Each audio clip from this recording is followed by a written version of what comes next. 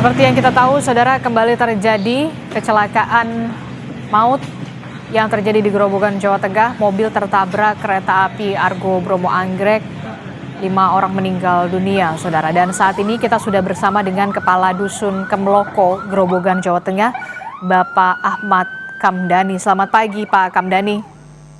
Ya, selamat pagi, Mbak Aditi.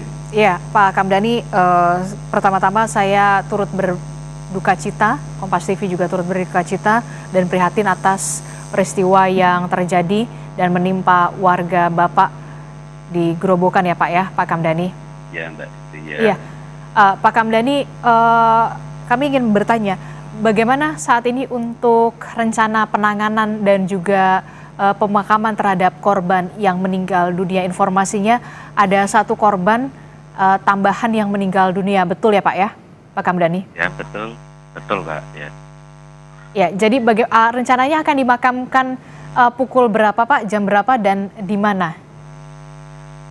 Untuk korban yang pertama, yang 4 orang sudah dimakamkan Jumat malam. Untuk yang 1 korban yang menyusul atas nama Indah Setiawati dimakamkan pagi ini jam 10 rencana. Di TPU atau di tempat pemakaman umum tempat pemakaman keluarga atau bagaimana Pak? Ya, di TPU, Mbak. Oke, ini berarti 1 mobil ini semuanya 1 keluarga ya Pak? Siapa saja Pak hubungan kerabatnya Pak yang untuk korban meninggal dunia Pak? Untuk korban meninggal dunia yang untuk 2 orang termasuk besan, untuk 1 orang itu cucu, untuk 1 orang menantu, untuk 1 orang anak supir minibus Avanza. Oke, baik. Jadi untuk korban meninggal dunia ini masih 1 keluarga ya Bapak ya. Untuk 4, ya, 1 keluarga. Kami ingin kembali konfirmasi korban selamat, total ada 4 korban selamat ya Pak ya dalam peristiwa kecelakaan ini Pak? Benar Kak. Ya. Siapa saja korban selamat dalam peristiwa ini Pak? Untuk 4 orang itu korban dari besan yang dari Godong, Mbak. 1 korban yang meninggal dunia itu 1 menantu, 1 cucu, 2 orang besan. Kalau untuk yang korban selamat Pak? Untuk korban selamat itu termasuk ya ada paman, 4 orang termasuk paman, ada bibi juga, keponakan. Oke, untuk 4 korban yang selamat berarti informasinya sudah dibawa kembali ke rumah masing-masing ya Pak ya? Sudah tidak menjalani perawatan lagi di rumah sakit. Bagaimana kondisi untuk korban yang selamat saat ini Pak? Ya, alhamdulillah sudah mulai membaik. Sementara bisa rawat jalan, Mbak Aditi. Ada cedera, patah tulang atau kemudian lebam-lebam kondisinya Pak untuk korban selamat?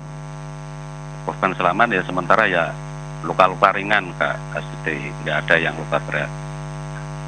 Oke, untuk 4 korban selamat sudah dibawa kembali ke rumah, begitu menjalani rawat jalan.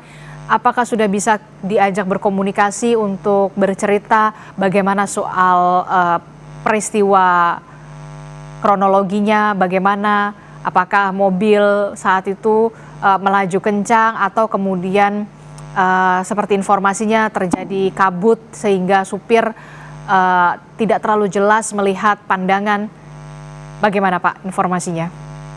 Ya, untuk informasi sekarang dari supir yang bersangkutan minibus Avanza itu ya memang saat itu dini hari itu kabut tebal Mbak, jarak pandang sekitar cuman kurang lebih 10 meter saja. Jadi mungkin keadaan alam tersebut yang bisa mengakibatkan kecelakaan. Oke, jadi memang pada saat kejadian tersebut memang ada kabut tebal ya Pak ya, pada Ya, saat ingin melintas di pelintasan tersebut hingga menghalangi pandangan dari sopir dan juga penumpang lainnya untuk bisa melihat bagaimana kondisi rel kereta ya Pak ya? Ya benar Mbak Aditi ya. Oke, termasuk juga penerangan di sana juga kurang ya Pak Karena memang kejadian kalau tidak salah hampir pukul 3 pagi ya Pak? Iya, kurang tepatnya itu jam 2.50 ya, bener. Ya, kurang penerangan Mbak Adisti ya. Oke, karena memang kurang penerangan di sana juga, termasuk juga ada kabut tebal pada saat peristiwa kecelakaan. Informasinya di sana juga pada saat peristiwa kecelakaan tidak ada warga yang kemudian melakukan penjagaan pelintasan, Pak ya? Ya, itu termasuk kan penjagaan kan swadaya masyarakat tersebut ya Mbak ya. Waktu itu kan untuk sampai di atas jam 12 malam tuh tidak ada swadaya dari masyarakat tersebut untuk membantu. Jadi kejadian jam 3 pagi itu tidak ada penjagaan dari swadaya masyarakat tersebut.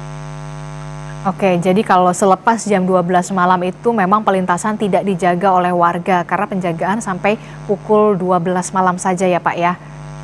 Iya Mbak Adisti ya. Selama ini Pak yang diketahui oleh Bapak dan juga warga daerah-daerah lain yang punya pelintasan semacam ini dari swadaya masyarakat untuk relawan yang kemudian menjaga pelintasan ini untuk pembayaran gajinya ini murni dari patungan warga atau ada kontribusi juga Pak selama ini dari pemerintah daerah setempat Pak?